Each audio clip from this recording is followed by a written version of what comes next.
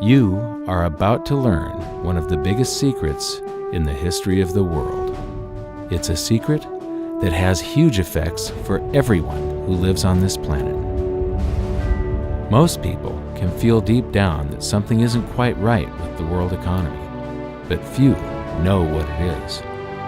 Gone are the days where a family can survive on just one paycheck. Every day it seems things are more and more out of control, yet only 1 in a million understand why. You are about to discover the system that is ultimately responsible for most of the inequality in our world today. The powers that be do not want you to know about this, as this system is what has kept them at the top of the financial food chain for the last 100 years.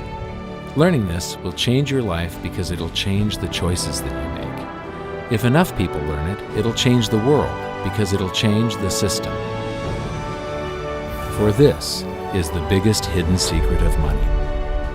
Never in human history have so many been plundered by so few, and it's all accomplished through this, the biggest scam in the history of mankind.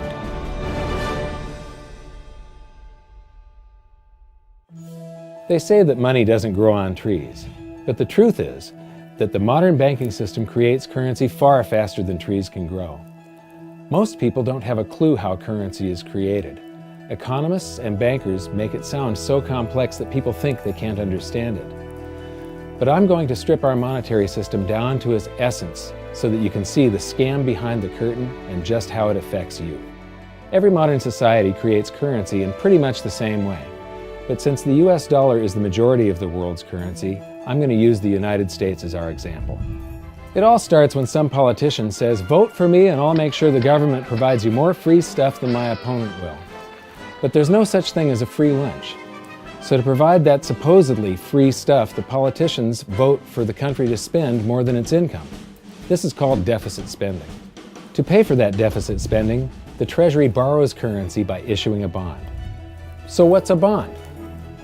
If you think about it, a bond is really nothing but a glorified IOU. It's a pretty piece of paper with numbers printed on it that says, "Loan me $1 trillion today, and I promise over a 10-year period I'm going to pay you back that $1 trillion plus interest." But what you need to understand is that Treasury bonds are our national debt. These glorified IOUs are to be paid back by you and I and our descendants through future taxation. Therefore, when the government issues a bond, it steals prosperity out of the future so that it can spend it today. The Treasury then holds a bond auction, and the world's largest banks show up and compete to buy part of our national debt and make a profit on it by earning interest. You'll notice that as we move through this process, the big banks are there, taking a cut every step of the way. This isn't by chance, as you'll see shortly. Then, through a shell game called open market operations, the banks get to sell some of those bonds to the Federal Reserve at a profit. To pay for the bonds, the Federal Reserve opens up its big old checkbook and writes bad, bogus, counterfeit checks that should bounce because they're drawn on an account that always has a zero balance. There isn't 1 penny in there. To quote from the Boston Federal Reserve, "When you or I write a check, there must be sufficient funds in our account to cover that check. But when the Federal Reserve writes a check, there is no bank deposit on which that check is drawn. When the Federal Reserve writes a check, it is creating money." The Fed then hands those checks to the banks, and at this point, currency springs into existence. The banks then take that currency and buy more bonds at the next Treasury auction. But what is a check? A check is also an IOU. When you write a check, you're making a note that says, "Here's my IOU for cash. All you have to do is go to the bank and pick it up." Now, it's very, very important that you understand this process because we're going to come back later and show you the devastating effect this has on you. The Treasury issues IOUs, bonds. The banks then buy those IOUs with currency.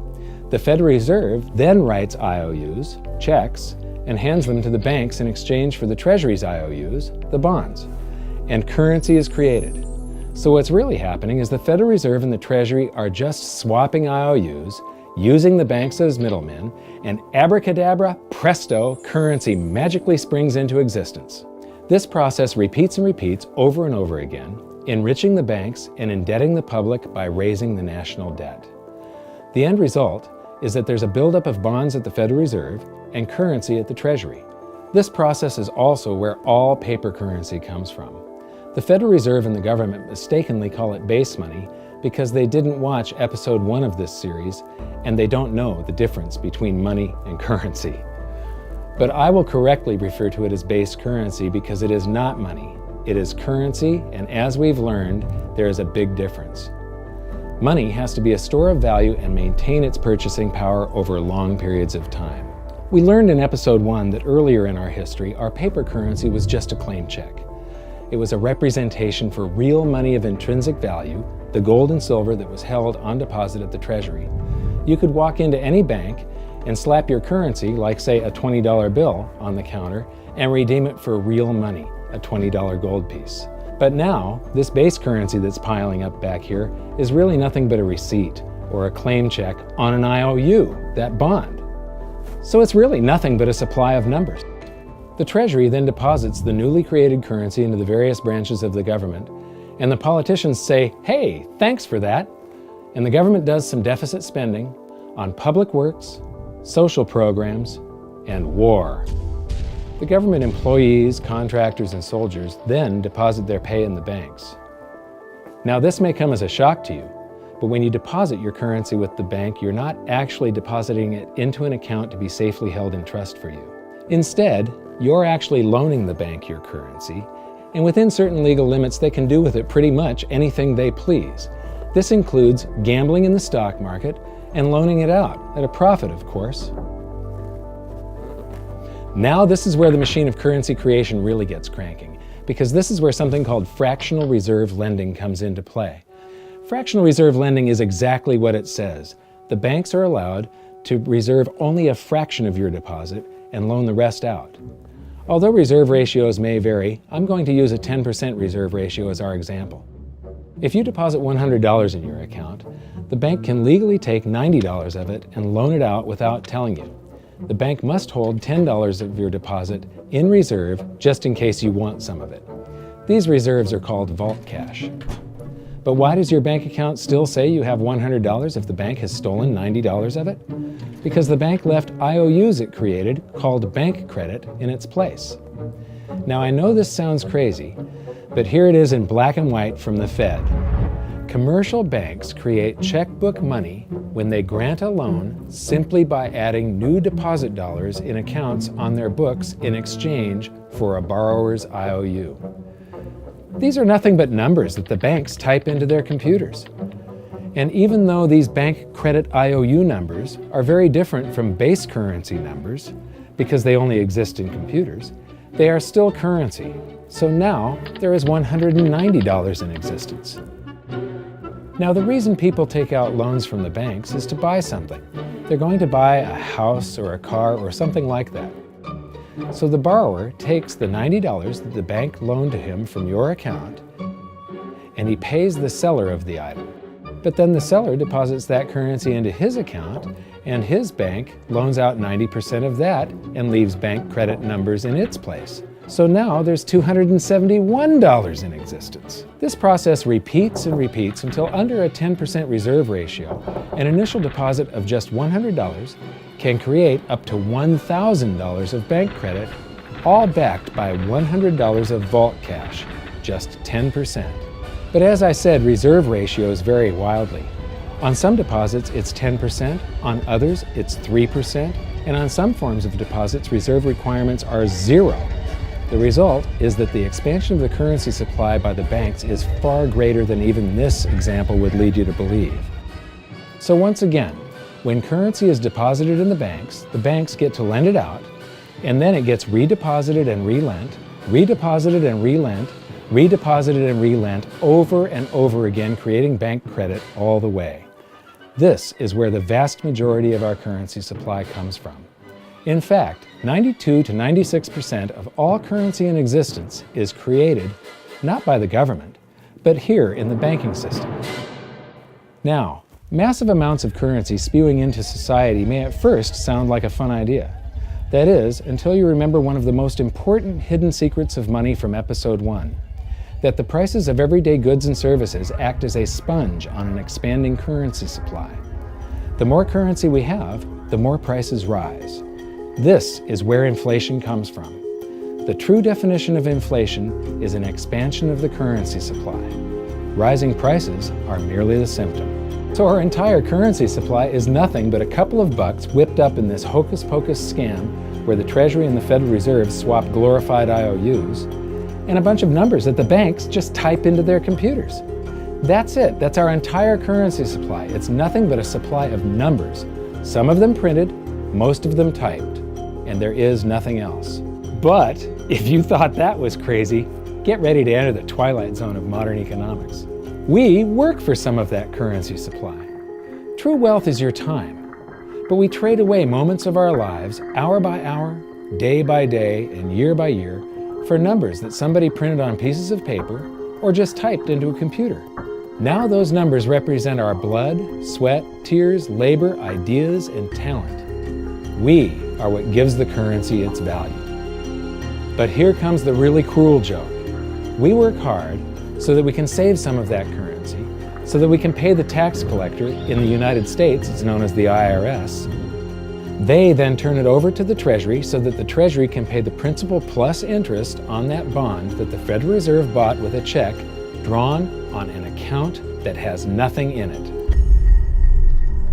Now let's do a recap on this section, because this is where the system begins to rob you and I on a massive scale.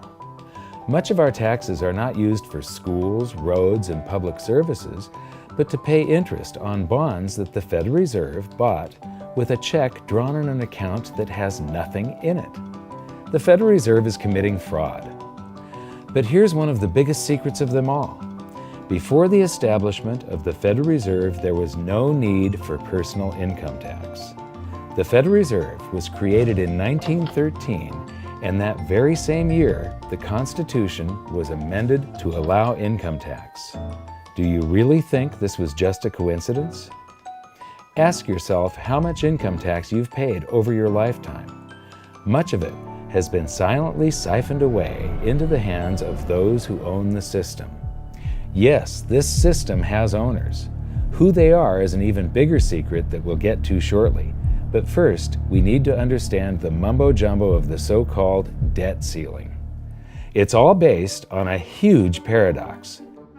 There was interest due on that bond, and there was interest due on every one of those loans that the banks made. That means that there is interest due on every dollar in existence. Let me ask you something. If you borrow the very first dollar into existence, and that's the only dollar that exists on the planet, but you promise to pay it back plus another dollar's worth of interest, where do you get the second dollar to pay the interest? The answer is that you have to borrow that one into existence and promise to pay it back with interest as well. So now there are $2 in existence, but you owe $4, and so on and so on. The result is there's never enough currency to pay the debt. There is always more debt in the system than there is currency in existence to pay the debt. Therefore, the whole system is impossible. It is finite. It will come to an end one day. What would happen if the government stopped borrowing to do deficit spending? Are the payments on those treasury bonds going to stop? What would happen if the public stopped borrowing and going deeper into debt? Are your house and car payments going to stop? No. There is a payment due every month on the principal plus the interest on every dollar in existence, and those payments do not stop. If we stop borrowing, then no new currency is created to replace the currency that we used to make those payments. Whether you're making a payment on a loan or paying tax to make a payment on a bond, the portion of the payment that goes to pay off the principal extinguishes that portion of the debt. But the debt also extinguishes the currency. Currency and debt are like matter and antimatter. When they meet, they annihilate each other. If we just pay off the principal only on all the loans and bonds that exist, the entire currency supply just vanishes. So if we don't go deeper into debt every year, look what happens. The whole thing goes into a deflationary collapse under the weight of those payments. Politicians and pundits alike talk about balancing the budget, paying down the debt, and living within our means. They don't understand that that is deflationary. It is impossible to do under our current monetary system without collapsing the whole economy. This is why any talk of a debt ceiling is not only ridiculous, it's delusional. The system is designed to require ever-increasing levels of debt just to continue. And that's why politicians will always kick the can down the road and raise this so-called debt ceiling over and over again until the whole system finally collapses under its own weight. In other words, they don't want it to collapse on their watch. The Founding Fathers of the United States knew the dangers of central banking and fought to free themselves from this very thing. The Revolutionary War started out as a tax revolt, but now we must pay tax just to have a monetary system. Having just suffered through the hyperinflation of the continental dollar, which was printed into oblivion to finance the Revolutionary War, they understood the dangers of fiat currency and debt-based monetary systems.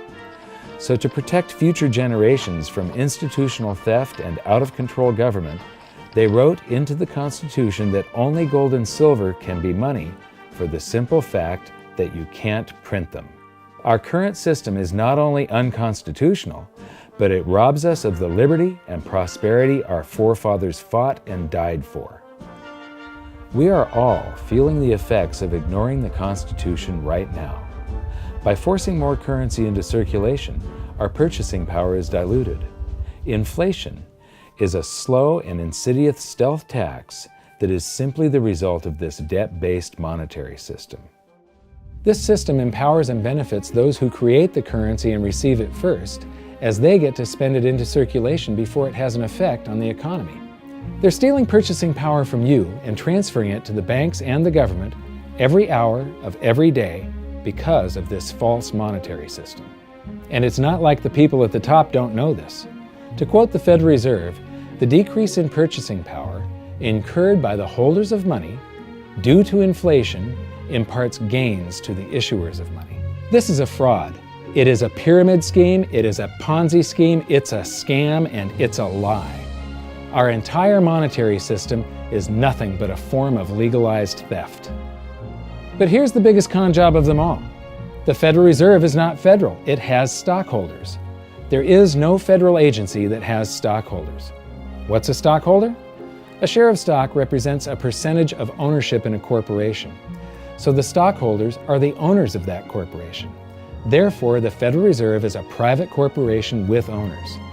And you can see it for yourself if you go to the Federal Reserve's website, and it will say, the stockholders receive an annual dividend of 6%. Now we know that the stock in the Federal Reserve was originally issued to the largest banks in the United States. But because of mergers and acquisitions through the years, you can't actually trace who owns the stock in the Federal Reserve. That's a very closely guarded secret. My guess would be that the owners are those primary dealers, the banks that get to make a profit by selling part of our national debt, those bonds, to the Federal Reserve, who buys them with a check from nothing. Then we pay tax to pay the principal and the interest on those bonds so that the Federal Reserve can pay the banks a 6% dividend. Don't be alarmed if you don't quite comprehend the deception of this system at first glance. Very few people do. It is purposely complex. The economist John Maynard Keynes once wrote, "By this means, government may secretly and unobserved confiscate the wealth of the people, and not one man in a million will detect the theft." I believe that presented correctly, anyone can understand this system, regardless of how complex it is. So let's do a recap and break it down even more. The way the system works is that, step 1, the government creates glorified IOUs. These bonds increase our national debt and put the public on the hook to pay it back. Step 2, IOUs are swapped to create currency. The Treasury sells the bonds to the banks. The banks then turn around and sell our national debt at a profit to the Federal Reserve, which they probably own. The Federal Reserve then opens its checkbook that doesn't have a penny in it and buys those IOUs with IOUs that it writes, checks, on a checking account that has a zero balance. Then they give those checks to the banks and currency just springs into existence, and then the whole process repeats. This results in a buildup of bonds at the Federal Reserve and currency at the Treasury, which is really just a supply of numbers. The Treasury then deposits the numbers in the various branches of the government, and we get to step 3. The government spends the numbers on promises, public works, social programs, and war. Then the government employees, contractors, and soldiers deposit their pay into the banks. And we get to step 4, where the banks multiply the numbers by magically inventing more IOUs through fractional reserve lending, where they steal a portion of everyone's deposit and lend it out. That currency gets redeposited, and then a portion is stolen again. And the process repeats over and over, magnifying the currency supply exponentially.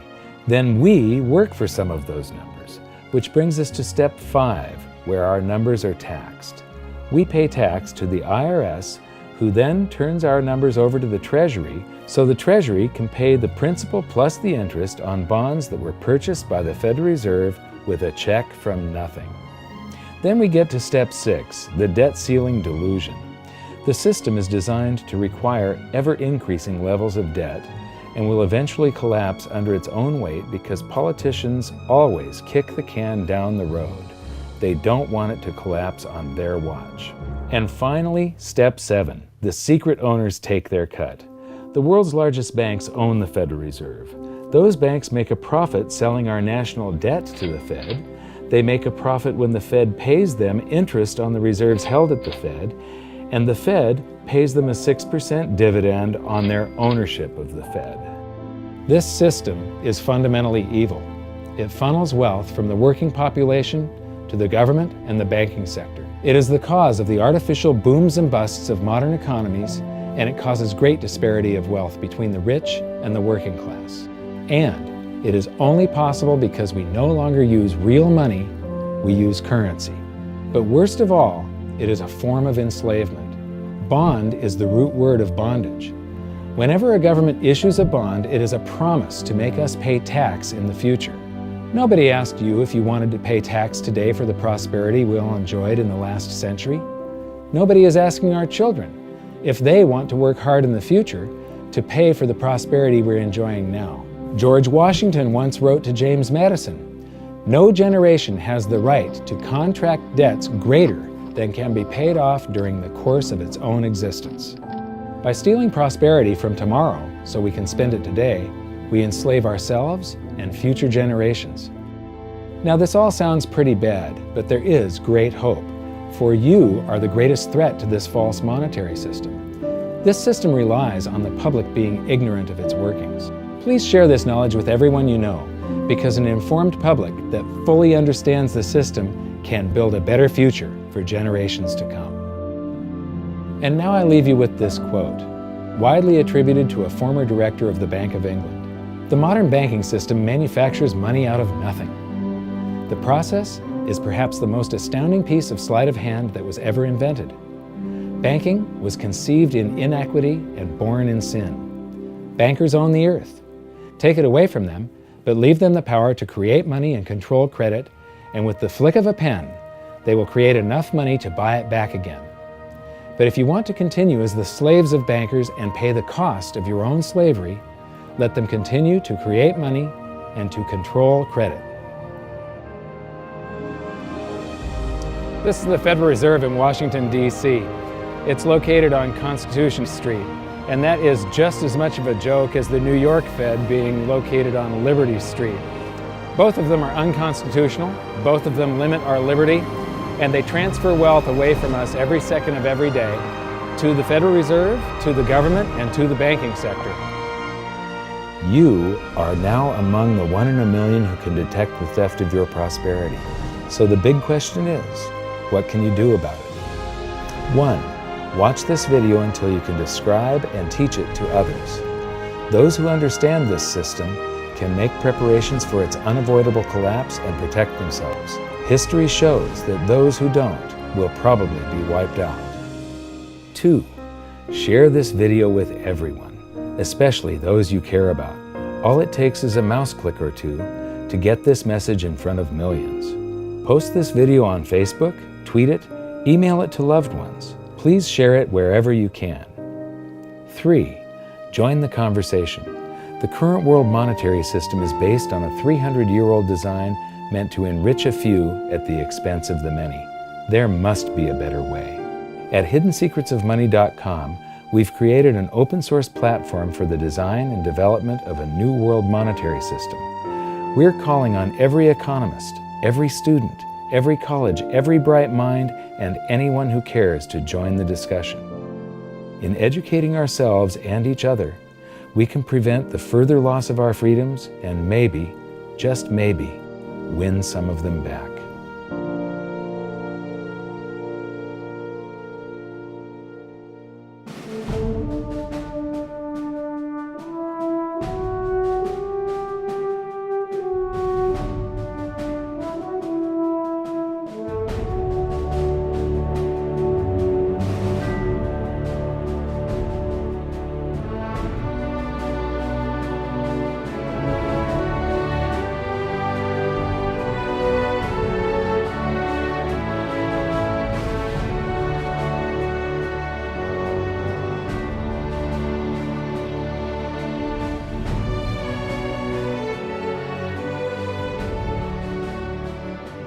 I think your episode 4 is very beneficial, very helpful. It's going to introduce these ideas to a lot of people, and like I've just been talking about, we have to change people's mind, and the more they understand it, the better.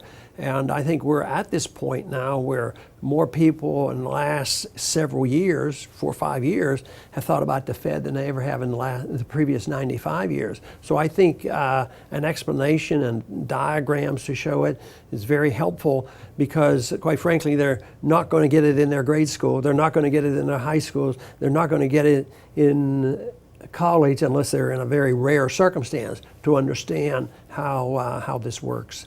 You know, for years before I got involved in really studying gold and some of the things I write and talk about today, I was a monetary economist for decades. You know, in your video, you talk about the primary dealers. I was chief counsel and chief credit officer of one of the largest primary dealers for 10 years. So I had an inside seat on the Treasury market and have the privilege of working with several former vice chairmen of the Board of Governors, Manley Johnson and David Mullins, going back to the 80s and the 90s. So I'm very immersed in what you were talking about, and I thought it was extremely accurate, extremely clear. I didn't think you were stretching on any points. It was really like something out of a PhD course, except that it was very easy to understand. I think it's accessible. I think we're seeing a little bit of a revolution in communications in the following sense. You know, as you point out, the Fed was created in 1913.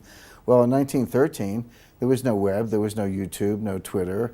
There was really no one to kind of stand up and oppose the Fed or call them out, if you will, or really get into a discussion that everyday Americans could follow. That's not true now with social media and everything else. You can reach out to millions and tens of millions of people and tell them what's going on. I think you've done that. You've done it successfully. I applaud it. I think this is a great video. I look forward to seeing it again. I know millions of people will enjoy it. Well, as we know, the Federal Reserve believes it can create money out of thin air, not realize money is supposed to represent real products and services. And what people don't realize is when the Fed does that, in effect, as Keynes pointed out, it's a form of taxation. It's a form of confiscation. And because people don't see it, the politicos get away with it, but it also undermines social trust. It just is corrosive throughout society. We're going to have a lot of turmoil in the coming years, but it's going to be the kind of turmoil that leads to positive things. So don't despair. Get out there and fight, because the tide is going to turn. This is going to be the status last stand. Thank you. This episode of Mike Maloney's Hidden Secrets of Money was brought to you by GoldSilver.com and the new Silver Pegasus Round. To learn how to protect your family and turn the coming economic storms into opportunity, visit GoldSilver.com.